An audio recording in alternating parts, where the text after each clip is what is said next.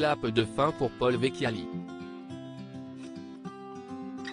En décembre dernier, il partageait encore sur son compte Facebook des critiques de classiques du cinéma américain qu'il était en train de revoir pour la dernière fois. Mais, ce mercredi 18 janvier, la triste nouvelle est tombée, annoncée par ses proches à l'AFP. Selon son compagnon, Malik Saad, le cinéaste de 92 ans s'est éteint dans la nuit de mardi à mercredi dans un hôpital du sud de la France. Ce compagnon de la nouvelle vague n'a jamais hésité à bousculer les codes, repousser les limites. En 1988, il avait notamment raconté ses relations homosexuelles dans le film Encore, One More. Dans son œuvre, il a osé accorder une place au sida, à la pornographie et plus globalement à la violence. C'était quelqu'un qui ne vivait que pour le cinéma, depuis l'âge de 5 ans, a réagi l'acteur Hugo Brousseau. Ce comédien qui a joué dans 3 de ses films, dont le dernier, intitulé Pas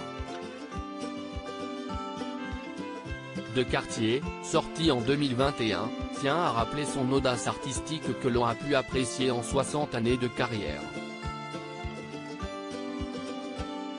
Sa muse était son idole, Danielle Darrieux. Elle était d'ailleurs au casting de son premier film, Les Petits Drames, sorti en 1961.